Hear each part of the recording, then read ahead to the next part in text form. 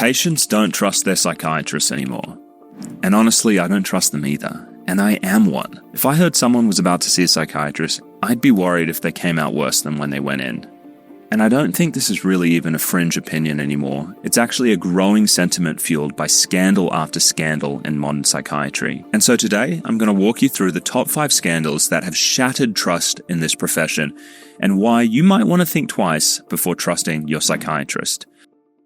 For those of you who don't know me, I'm Dr. Joseph Wittering, and I specialize in treating the side effects of psychiatric medications by helping patients safely come off them. And so let's jump into it. Okay, so number 1, psychiatrists have been lying about mental illness being due to chemical imbalances that these drugs correct. Yes, that's right. For decades, they've been telling patients that the way these drugs work is by fixing underlying chemical imbalances, when in fact there's absolutely no evidence that any mental health condition is caused by some kind of chemical imbalance that the drug fixes. These drugs actually work by masking symptoms, which introduces a very different perspective, and it's one that patients care about deeply, because patients do care about this difference. One version says you're fixing a root cause, i.e. a disordered chemistry with the drug, while the other admits that you're just numbing symptoms with the drug effect. And many people intuitively know that masking symptoms isn't a great long-term strategy for fixing something.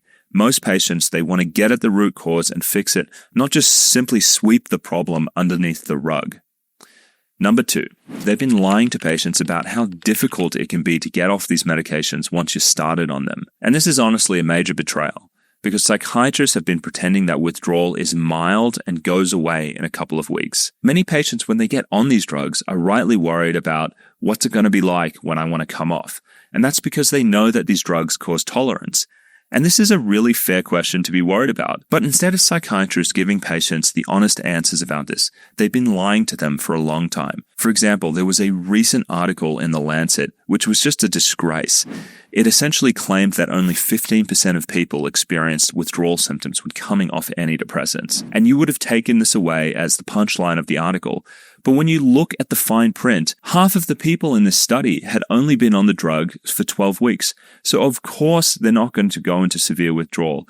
Now, this is the kind of statistical misrepresentation and manipulation that's been going on in psychiatry for a long time, where compromised academics will just mislead the public about this. Because the truth is that most doctors and therapists and anyone who has worked with patients coming off these medications, they know that if you've been on these medications for several years, almost all the people will experience withdrawal, and for some of them, it can be brutal. But the psychiatric establishment has been downplaying this risk for the last 30 years. And this has led to patients becoming trapped on these medications, because the doctors will say, well, I've been told it's mild and self-limiting by the experts.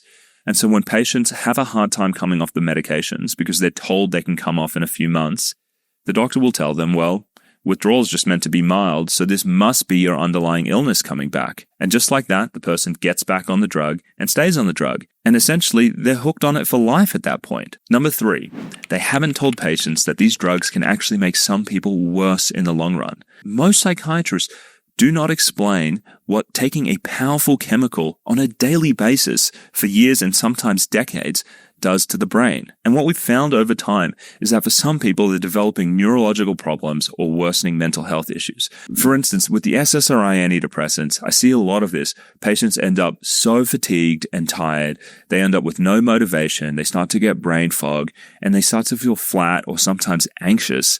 This is called tardive dysphoria, and it is really common. It's one of the most overlooked things that I've seen out there, and many doctors will just tell patients that the depression is worsening, completely missing that the drug is actually harming them.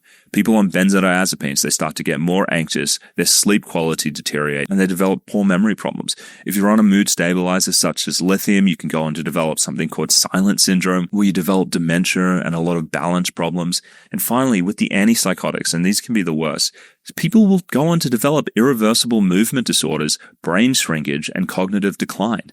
Now, these risks have been noted in the medical literature for decades, but many patients have never even been told about them. And to make matters worse, some of the patients I talk to don't even know what class of drug they're on. When I'm doing my intakes with them, I'll notice they're on an antipsychotic, and I'll say, why are you on an antipsychotic medication?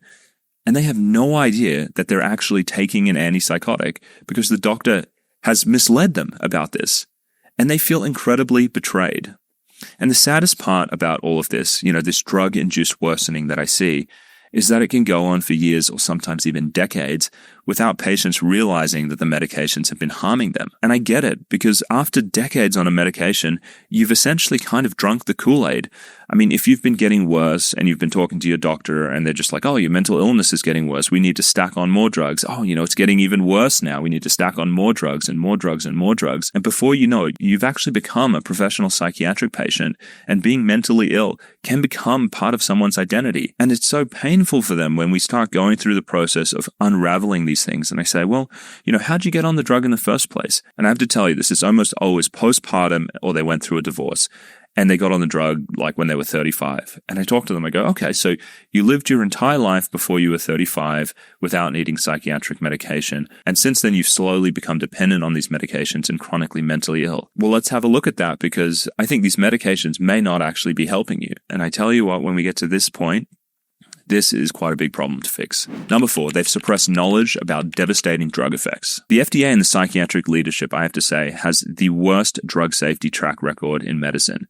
Now, I'm going to be talking about some rare side effects, and it's true, they are rarer. They don't happen to all patients, but they're incredibly important, and people need to know about these things before they get on the drugs. For instance, one of the major ones that they've missed recently, which has been all over the national news, has been persistent sexual dysfunction.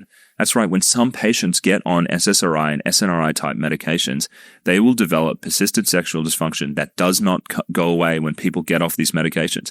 I tell you what, most young people would want to know about this before getting on that medication, because even if it's rare, if it happened to them, they'd want to avoid it.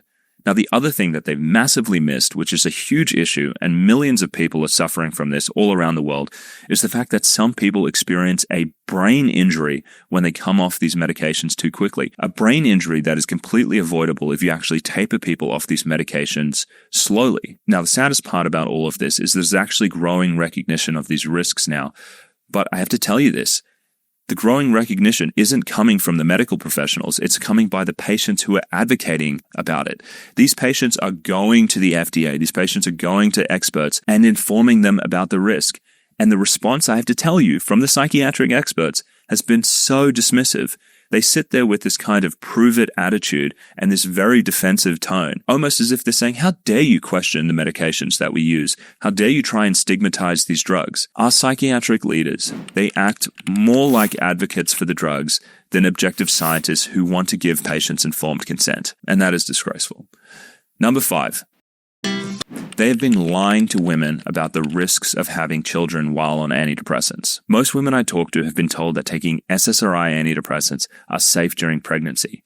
Typically, the doctors will say something like this. They'll say, well, there's some evidence that these drugs may cause an increased risk of autism, but that's nothing to worry about because it's overblown, and we've seen other studies that show that it's safe. And this is simply not true. We have several MRI studies that have looked at the brains of babies who were exposed to antidepressants in utero and compared them to babies who were not exposed to antidepressants in utero, and they have shown clear brain changes in the exposed children. And on top of that, we have multiple animal studies which are randomized placebo-controlled studies where they take mice and rats and they expose them to antidepressants, and then they have another group of mice and rats not exposed, and then they look at what happens to the babies of those mice and rats.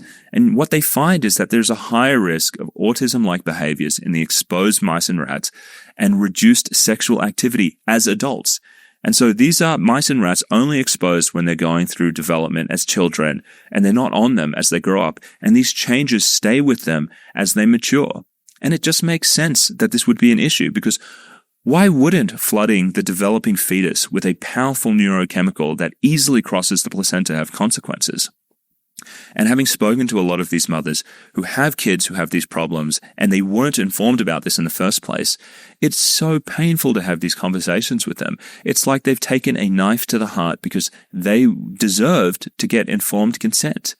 And what's still even more concerning about this thing is that many young women who get on these medications, those who aren't even trying to have families, are never told about this. We have nearly 18% of our female population on antidepressants in the United States, and they need to know about this risk because up to 50% of pregnancies are unplanned.